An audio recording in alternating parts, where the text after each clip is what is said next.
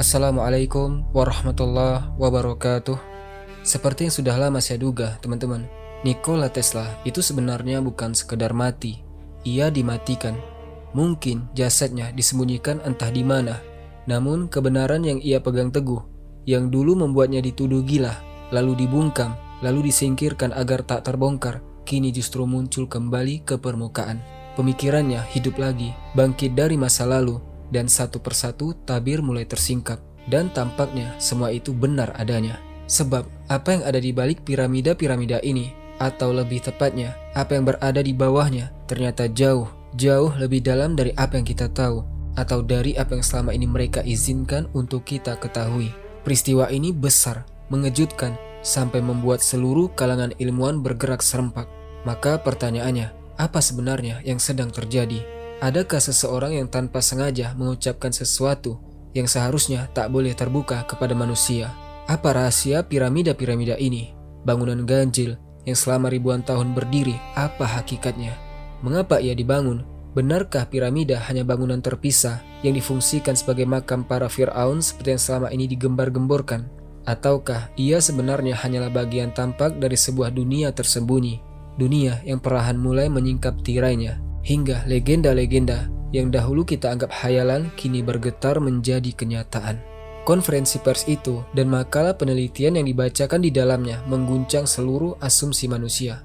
Ia membalikkan timbangan, merobek tirai keyakinan lama, dan membuka pintu bagi segala kemungkinan. Sampai-sampai sesendiri tak lagi yakin, apakah kita benar-benar telah menemukan kota Iram Zatil Imad? Ataukah ini lorong legendaris yang selama ini hanya dibicarakan dalam kisah-kisah ruh dan alam baka, hingga antara imajinasi dan realitas menjadi kabur? Atau jangan-jangan peradaban maju Atlantis dahulu memang pernah berada tepat di sini? Ataukah kisah tentang piramida, siapa yang membangunnya, bagaimana ia berdiri, dan untuk apa ia didirikan, jauh lebih rumit dan misterius daripada yang pernah kita bayangkan? Namun, satu hal yang saya pegang kuat, teman-teman, Nikola Tesla tidak mati.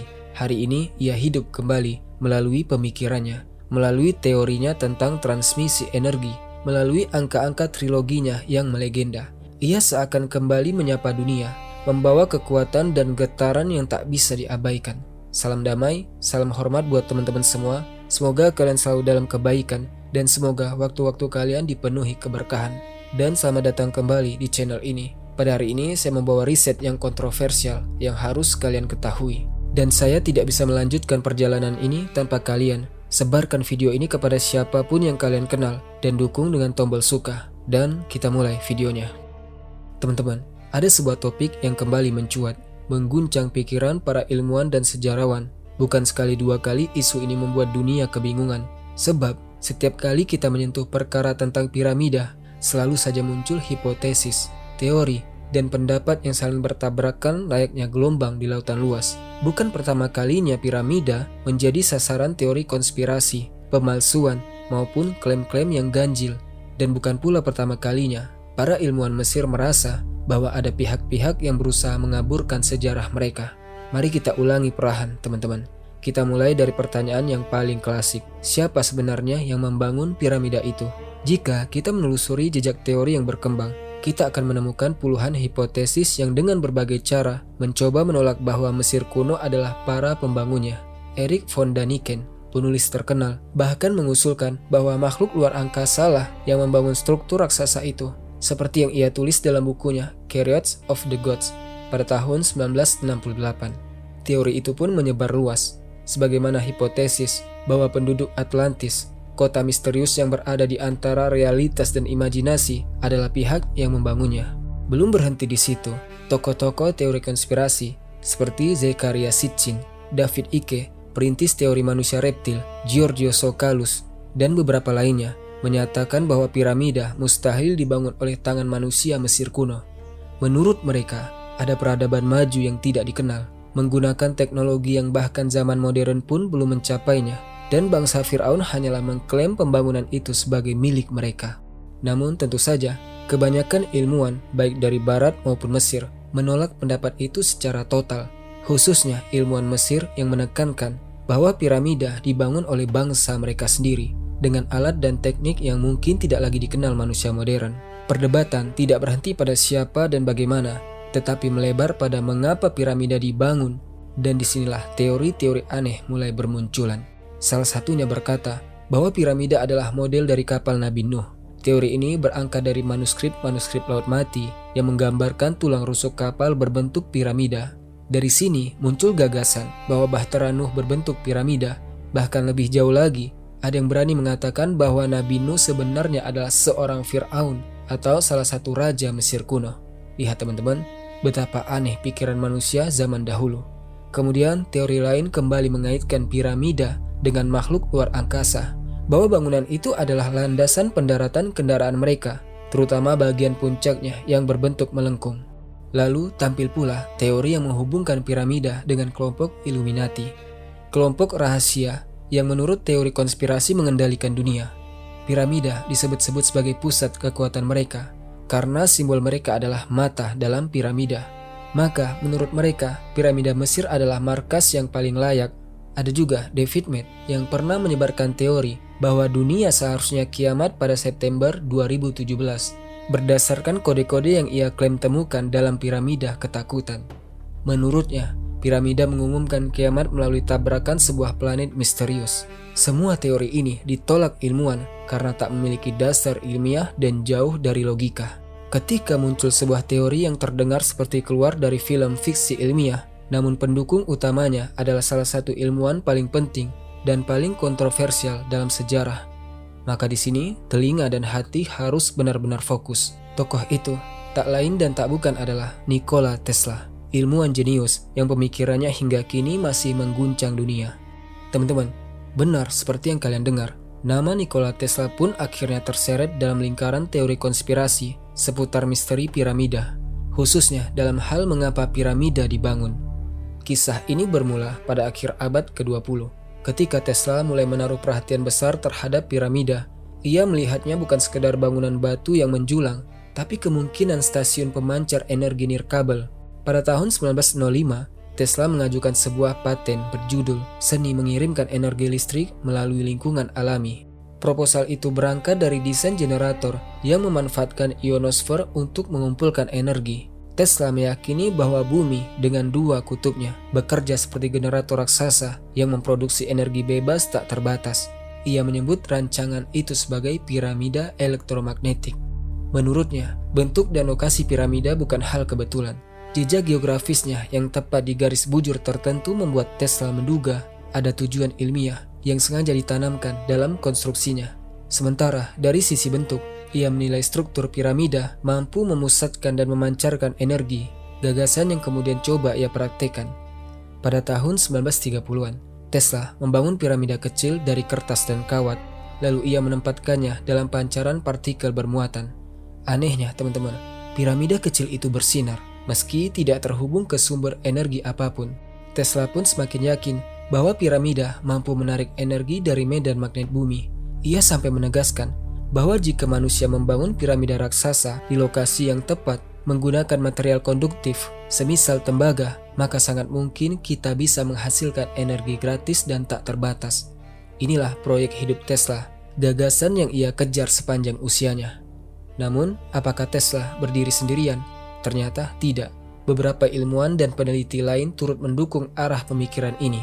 Meski Tesla sendiri tidak pernah secara langsung mengklaim bahwa piramida Giza adalah generator energi kosmik, akan tetapi ketertarikan dan eksperimennya membuat banyak peneliti menghubungkan karya Tesla dengan piramida Mesir, bahkan mengembangkannya lebih jauh. Contohnya, Karel Derbal, insinyur asal Ceko, pada tahun 1959 mematenkan piramida sebagai alat pengasah pisau cukur. Ia yakin bentuk piramida mampu mempertahankan ketajaman bilah dengan memusatkan energi. Tahun 1973, Edward Konkel dalam bukunya Paraos Pam mengusulkan bahwa piramida agung merupakan pompa hidrolik yang menggunakan tekanan air untuk menghasilkan getaran. Kemudian Christopher Dunn, insinyur mekanik, dalam bukunya The Giza Power Plant tahun 1998 berpendapat bahwa piramida agung bekerja sebagai penguat energi dengan memproduksi hidrogen di kamar ratu. Hidrogen itu kemudian bergerak melalui koridor dan menghasilkan energi listrik melalui getaran. Menurut Dunn, ini menjadi bukti bahwa piramida bukan makam raja, tetapi perangkat teknologi kompleks yang menggunakan resonansi harmonik untuk mengubah getaran menjadi energi. Namun tentu saja, teori-teori semacam ini menuai kritik keras dari banyak ilmuwan Arab dan Barat, Dr. Zahi Hawass, Dr. Salim Hassan, Dr. Mark Lehner, Dr. Peter James, dan lainnya. Mereka menegaskan bahwa tidak ada bukti teknis yang mendukung piramida sebagai pemancar energi. Bagi para arkeolog, piramida tetaplah bangunan religius dan artistik sesuai dengan budaya Mesir kuno. Perdebatan pun mereda hingga tibalah tanggal 15 Maret, hari ketika sebuah konferensi ilmiah digelar dan seketika mengguncang dunia. Dalam konferensi itu, tim peneliti asing mengumumkan penemuan yang mereka sebut sebagai kota bawah tanah raksasa di bawah piramida. Mereka menggambarkannya sebagai struktur yang bahkan lebih besar daripada piramida itu sendiri. Seolah mereka berkata, apa yang dulu kalian anggap fantasi, kini kami buktikan sebagai kenyataan ilmiah. Mencengangkan bukan? Namun tunggu dulu teman-teman. Ini bukan kali pertama ada laporan penemuan struktur di bawah piramida. Banyak penggalian sebelumnya telah menemukan ruangan, kolom, dan berbagai struktur bawah tanah. Tapi pengumuman kali ini berbeda. Ia menimbulkan kehebohan yang jauh lebih besar. Sebentar lagi akan jelas alasannya. Sebelum itu, mari kita mulai dari penemuan-penemuan arkeologis terdahulu. Pada tahun 1837, insinyur Inggris Richard William Howard Vesey mengumumkan penemuan sebuah ruang bawah tanah yang dipahat langsung pada batuan dasar piramida Agung Khufu. Ruang itu belum selesai. Lorongnya polos tanpa dekorasi, dindingnya tanpa plester, seakan hanya rancangan awal yang ditinggalkan. Para peneliti belum sepakat tentang fungsinya. Mungkin itu adalah konsep pertama ruang pemakaman, atau bagian dari rencana sebuah kuil kecil yang tak pernah diwujudkan. Kemudian, pada tahun 1933, dimulailah kisah sumur Osiris ketika arkeolog Salim Hassan menemukan awal strukturnya. Puluhan tahun berlalu, hingga pada 1999, Dr. Zahi Hawass memimpin penggalian besar yang membuka sumur itu sepenuhnya. Sumur Osiris, nama yang sejak lama dikaitkan dengan mitologi Mesir kuno, ternyata memiliki 3 tingkat di bawah tanah, ruang-ruang berundak, koridor seperti katakomba, dan sebuah sarkofagus granit besar di tingkat ketiga, yang diyakini hanya sebagai simbol makam Osiris, bukan makam sungguhan. Kemudian, pada tahun 2022, para arkeolog menemukan sebuah lorong rahasia di kawasan Dahshur, mengarah ke kompleks bawah tanah yang digunakan untuk ritual pemakaman pada masa dinasti keempat, dan kembali ke piramida agung. Tahun 2023, tim Scan Pyramids mengumumkan penemuan koridor tersembunyi sepanjang 9 meter tepat di atas pintu masuk utama. Dengan memanfaatkan teknologi sinar kosmik, mereka mendeteksi ruang yang tampaknya tersambung ke bagian lain yang hingga kini masih misterius, belum tersingkap. Dengan begitu banyak penemuan sebelumnya yang jelas-jelas bernuansa ritual dan pemakaman, mengapa pengumuman terbaru ini tiba-tiba menimbulkan kegemparan dan kemarahan para ilmuwan Mesir? Teman-teman, dengarkan baik-baik bagian berikut ini. Pada 15 Maret, sebuah tim gabungan Skotlandia, Italia yang dipimpin Profesor Corrado Malanga dari Universitas Pisa dan Profesor Filippo Biondi merilis makalah penelitian dalam konferensi pers yang begitu memikat perhatian dunia. Mereka mengumumkan bahwa di bawah piramida Giza, bermula dari piramida Khafre, terbentang sebuah kota bawah tanah raksasa hingga kedalaman 6.500 kaki. Besarnya bahkan diklaim 10 kali lipat dari piramida itu sendiri. Dengan radar pulsa, mereka mendeteksi 8 struktur silindris yang turun lurus ke bawah hingga 2.100 kaki, terhubung kepada ruang kubus berukuran 80 kali 80 meter. Lebih dalam lagi, pada kedalaman 4.000 kaki, tampak struktur lain yang belum dapat diidentifikasi. Tim peneliti menyebut temuan ini revolusioner, mampu mengguncang ulang sejarah kuno dan modern sekaligus. Maka rumor pun berhembus. Mitos kembali bangkit dan kisah-kisah keagamaan menyeruak ke permukaan. Para peneliti bahkan mengaitkannya dengan Aula Amentet, tempat yang diyakini dilalui jiwa dalam perjalanan menuju kehidupan kekal, tempat ujian dan hisab sebelum seseorang ditentukan apakah ia memasuki ladang bulu yang menyerupai surga atau berakhir di telan makhluk amit, gabungan buaya, singa, dan kudanil. Aula-aula yang dibicarakan ini, teman-teman, sejak dahulu hanyalah bagian dari mitologi dan keyakinan Mesir kuno. Para ilmuwan pun menyebutnya lebih sebagai simbol daripada realitas fisik, sebab sampai hari ini tak ada bukti material yang dapat menguatkan keberadaannya. Namun, apakah itu satu-satunya hipotesis yang terasa janggal? Tentu tidak. Sekarang mari kita dengarkan babak perdebatan berikutnya. Muncullah pembicaraan tentang sebuah kota tersembunyi, kota yang tak dikenal oleh peradaban kita, dengan pilar-pilar raksasa yang terpatri di batu, dan kalian tentu sudah bisa menebak siapa yang menjadi sasaran berikutnya dari teori dan dugaan yang berseliweran ini. Ya, kota misterius Aram, Iram Zatil Imad. Iram, sang kota berpilar.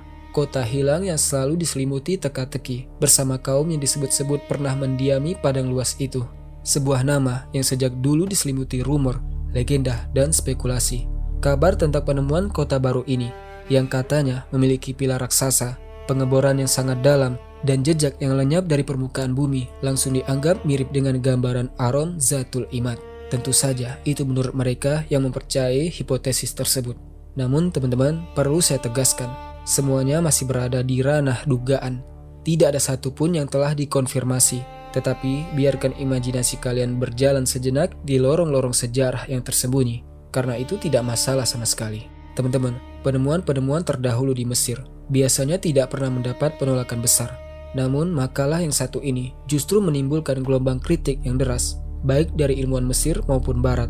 Kritik pokok mereka kurang lebih berbunyi seperti ini. Makalah tersebut tidak dipublikasikan di jurnal ilmiah terpercaya, belum melalui proses per-review oleh para ahli independen, dan klaim-klaimnya hanyalah pernyataan sepihak dari konferensi pers. Profesor Lawrence Conyers, pakar radar dari University of Denver, menyatakan kepada Daily Mail bahwa secara ilmiah, mustahil teknologi seperti sonar yang mereka gunakan mampu menembus kedalaman sejauh itu. Ia bahkan meragukan apakah alat itu benar-benar mendeteksi struktur apapun. Maka, klaim tentang adanya kota bawah tanah sedalam itu dianggap sangat berlebihan. Pendapat serupa datang dari arkeolog Mesir, Dr. Hussein Abdel Basir, mantan Direktur Jenderal Piramida Giza. Ia menegaskan bahwa teknik geofisika seperti ground penetrating radar atau analisis seismik hanya mampu memindai puluhan meter, bukan ribuan. Jadi, bagaimana mungkin mencapai hampir 1000 meter? Ia menggambarkan isu ini lebih mirip film fiksi ilmiah. Apalagi ketua tim Profesor Corrado Malanga dikenal sebagai peneliti UFO, seseorang yang memang meyakini keberadaan makhluk luar angkasa dan kerap membahasnya secara terbuka. Di sini, teman-teman, kalian bisa melihat bagaimana teori-teori konspirasi seringkali tersambung satu sama lain. Dr. Zahi Hawass, tokoh besar dalam dunia Egyptologi, juga menolak seluruh klaim ini. Menurutnya, tak ada dasar ilmiah sedikit pun. Yang ada di bawah piramida hanyalah batuan padat sesuai hasil penggalian. Ia menyebut makalah itu sebagai bagian dari rangkaian teori konspirasi yang mencoba memutarbalikkan sejarah Mesir kuno. Piramida, kata beliau, dibangun sebagai makam penguasa untuk tujuan keagamaan, bukan fasad bagi kota bawah tanah atau dunia tersembunyi lainnya. Tim peneliti ini pun belum menanggapi kritik yang datang. Mereka hanya mengatakan bahwa mereka menunggu izin pemerintah Mesir untuk melakukan penggalian. Dengan kata lain, seluruh klaim ini masih berdiri di atas kertas dan konferensi pers saja tanpa bukti nyata. Karena itu, isu ini akan tetap menjadi bahan perdebatan sampai penggalian benar-benar diizinkan dan dilakukan jika itu terjadi. Nah teman-teman, menurut kalian, apa yang sedang menanti kita di depan sana? Akankah tersingkap sesuatu yang mengguncang sejarah dan ilmu pengetahuan? Atau mungkin semua ini akan berakhir tanpa kepastian? Tulis pendapat kalian di kolom komentar untuk kita berdiskusi. Dan teman-teman, pembicaraan tentang piramida dan para faraon memang panjang, rumit, dan penuh lorong gelap. Piramida sendiri adalah misteri bumi yang berdiri di ujung zaman. Ketika satu pintu terbuka, pintu lain yang tertutup muncul, seakan menantang kita untuk memahami rahasia berikutnya. Jika sekedar pertanyaan tentang siapa yang membangunnya saja masih menyisakan teka-teki, bagaimana jika benar terdapat sebuah kota raksasa di bawahnya, di kedalaman yang tak pernah kita bayangkan dengan kecanggihan yang melampaui zaman? Ilmuwan Mesir berkeyakinan bahwa semua ini hanyalah upaya konspiratif yang ingin mengganggu sejarah dan identitas Mesir kuno. Dan akhirnya, yang dapat kita lakukan hanyalah menunggu perkembangan resmi dari para ahli dan otoritas. Insya Allah, saya akan terus menyampaikan kabar terbaru kepada kalian. Sampai jumpa pada pembahasan berikutnya. Dan untuk teman-teman yang menonton hingga akhir, semoga Allah menjaga kalian, melapangkan urusan kalian, dan menguatkan langkah kalian dalam kebaikan. Doakan pula agar perjalanan ilmu ini terus diberkahi oleh Allah Azza wa Jalla. Barakallahu fikum. Assalamualaikum warahmatullahi wabarakatuh.